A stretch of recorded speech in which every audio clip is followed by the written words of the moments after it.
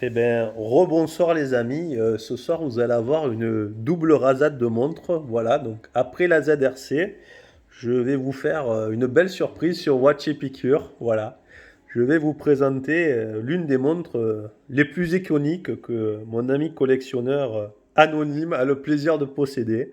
Voilà, qui nous fait le plaisir de nous prêter pour la montrer sur la chaîne. Regardez, vous allez tout de suite la reconnaître. Si je vous dis la marque, vous allez sûrement la reconnaître. Voilà. Audemars Piguet. Donc d'après vous, qu'est-ce que c'est? Bien sûr. Eh bien, c'est la Patek Philippe Nautilus. Ouais.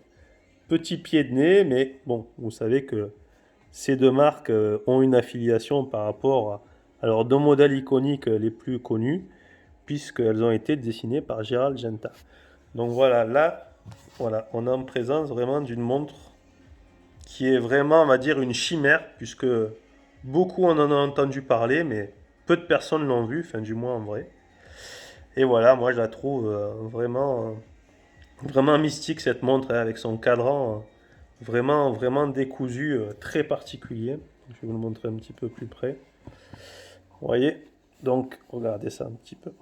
Donc, vraiment, toute l'essence des montres des années 70. Voilà, un cadran très art déco. Vous voyez, avec ces marinières bleues. Donc, c'est dommage qu'on n'ait pas en journée pour voir le joli dégradé radial de ce cadran.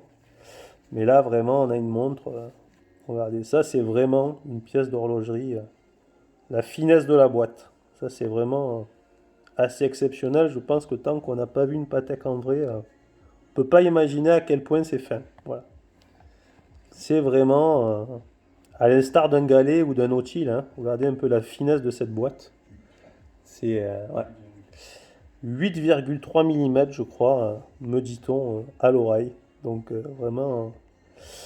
Donc regardez un petit peu le nombre de complications, la petite seconde, le calendrier mensuel, la phase de lune, la réserve de marche, les index luminescents.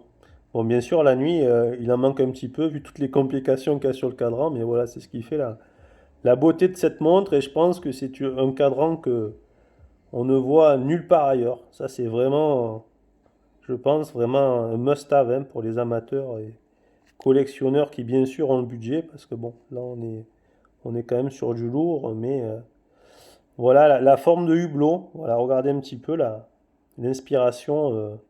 Toujours, Genta a toujours été un petit peu inspiré par tout ce qui était nautique, les bateaux, les sous-marins, voilà, et là, vraiment, on a vraiment cette inspiration. Une des premières montres en acier de luxe, bien sûr, sortie après la Royal Oak de chez Audemars. Et d'ailleurs, Patek est venu voir Genta et lui a dit faites-nous notre Royal Oak. Voilà, ça s'est passé comme ça, hein, ni plus ni moins, hein. Voilà, et c'est vrai que, bah, écoutez, coup de crayon gagnant avec un design vraiment ancré dans son époque. Peut-être plus que la Royal Oak qui fait plus les années 80-90, la Nautilus. Elle symbolise vraiment pour moi les années 70, hein, voilà. Ça, c'est vraiment une superbe pièce. Je vais vous lever le petit coussin pour vous montrer. Regardez le calibre, le micro-rotor, ça c'est vraiment superbe, hein. Voilà, bien sûr, la finition oufissime, hein. Une très belle pièce, voilà, Patek, bien sûr. Vacheron Constantin, Longenzon, voilà, là on est vraiment sur des pièces de haute horlogerie, voilà, donc c'est vraiment un privilège de montrer ça sur la chaîne, voilà, donc n'hésitez pas à me dire ce que vous en pensez, ça vous plaît, ça vous plaît pas. Voilà, après une telle montre, peut-on la mettre tous les jours? Peut-on l'assumer à la plage, à la piscine? Voilà, bon, je pense qu'une fois qu'on l'a apprivoisée, il n'y a pas de souci, on peut la mettre dans toutes les circonstances, hein. J'avais vu une émission avec un gars qui faisait du triathlon, qui nageait en piscine, qui faisait du cross et du vélo avec sa Nautilus pour vous dire que la montre est solide, hein, on peut tout faire avec, il n'y a pas de souci.